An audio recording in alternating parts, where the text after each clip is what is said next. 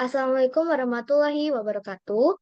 Pada presentasi kali ini, kita akan membahas dunia teknologi yang sangat penting di dunia pengembangan aplikasi modern, yaitu Docker dan Kubernetes. Yang pertama, kita akan membahas dulu yang Kubernetes. Next. Dengan anggota kelompoknya ada Nabila Putri Ayu, ada Zahra Olenavisa, ada Mutiara Khoirunisa Zulkifli, ada Gerhana Malik Ibrahim, dan Raid Basir. Kubernetes merupakan platform open source yang digunakan untuk melakukan manajemen workloads aplikasi yang dikontainerisasi, serta menyediakan konfigurasi dan otomatisasi secara deklaratif. Kubernetes berada di dalam ekosistem yang besar dan berkembang cepat. Service, support, dan perkakas Kubernetes tersedia secara meluas. Google membuka Kubernetes sebagai proyek open source pada tahun 2014. Kubernetes dibangun berdasarkan pengalaman Google selama 1,5 dekade dalam menjalankan workload bersamaan dengan kontribusi berupa ide-ide terbaik yang diberikan oleh komunitas.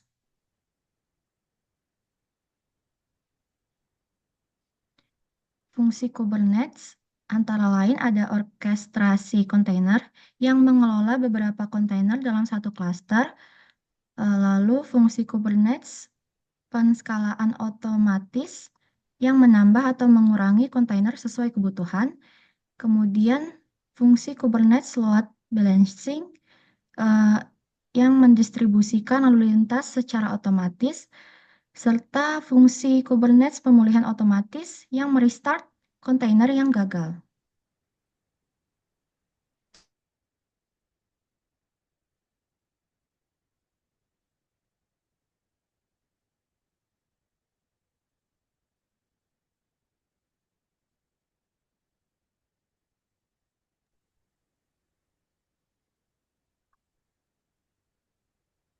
Oke, ini fungsi Kubernetes, Kubernetes manajemen penyimpanan mengelola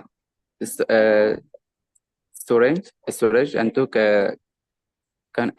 kontainer penggunaan konfigurasi dan secret mengatur konfigurasi dan data sensitif secara aman.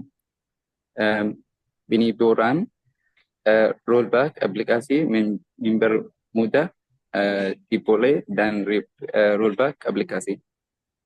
Next. Dan di slide ini ada fitur dan kegunaan. Kubernetes memiliki sejumlah fitur. Yang pertama platform container, yang kedua platform microservice, yang ketiga platform cloud yang tidak mudah dibentangkan.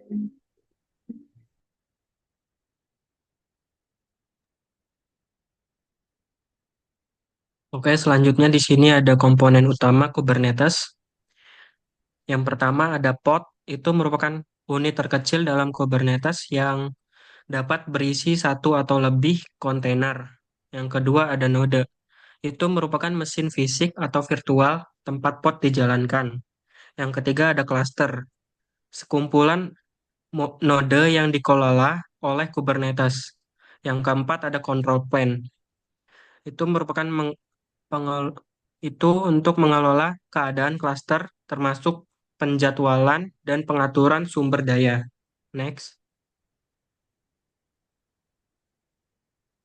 Ya, di sini ada cara kerjanya. Itu yang pertama ada scheduling. Scheduler menempatkan pod pada node yang sesuai berdasarkan kebutuhan sumber daya. Yang kedua ada load balancing. Itu Kubernetes secara otomatis melakukan load balancing di antara pod yang menjalankan aplikasi yang sama. Yang ketiga ada scaling. Kubernetes dapat secara otomatis menskalakan aplikasi berdasarkan beban kerja dengan horizontal pod autoscaler. Yang keempat ada self-healing. Jika pod mati atau terjadi kegagalan, Kubernetes akan secara otomatis memulihkan pod baru untuk menjaga kestabilan aplikasi.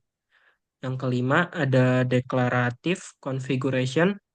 Anda bisa mendeklarasikan status yang diinginkan dari aplikasi Anda. Itu bisa jumlah pod, versi aplikasi, dan lain-lain. Dan Kubernetes akan memastikan sistem berjalan sesuai deklarasi tersebut.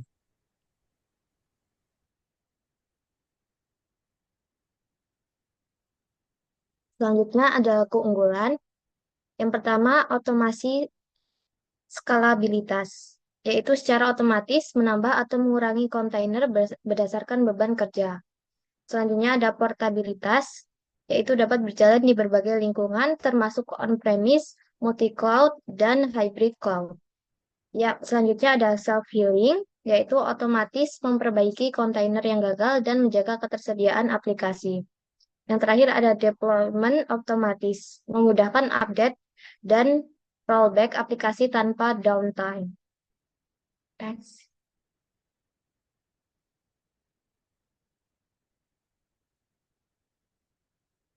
Selanjutnya ada high availability, yaitu menjamin aplikasi tetap berjalan meskipun ada kegagalan pada server. Selanjutnya ada keamanan terintegrasi, yaitu mendukung pengelolaan secrets dan kontrol akses yang aman. Yang terakhir ada ekosistem luas, didukung komunitas besar dan tools yang lengkap untuk monitoring, logging, dan otomatisasi. Oke, selanjutnya itu ada kekurangan. Itu yang pertama itu ada kompleksitas tinggi untuk membutuhkan pemahaman mendalam untuk konfigurasi dan manajemen. Yang kedua itu ada penggunaan sumber daya, membutuhkan infrastruktur yang besar, sulit dioptimalkan untuk skala kecil. Biaya operasional, skalabilitas otomatis bisa meningkatkan biaya terutama di cloud. Yang keempat itu ada tidak ideal untuk aplikasi monolitik, lebih cocok untuk microservice, kurang optimal untuk aplikasi monolitik. Yang kelima itu ada kustomisasi rumit, menyesuaikan dan memelihara Kubernetes, memerlukan keahlian dan waktu yang signifikan. Yang terakhir itu ada kurangnya standarisasi, beberapa alat dalam ekosistem tidak selalu kompatibel atau standarisasi.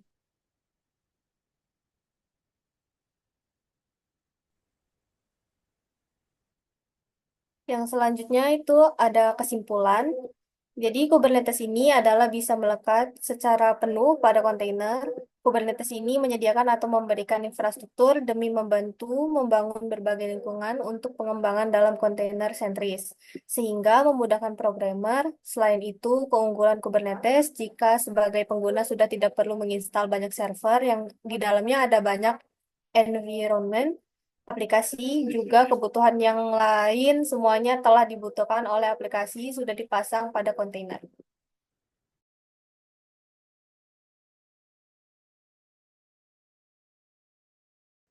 Sekian presentasi dari kami. Selanjutnya kita akan bahas tentang Docker.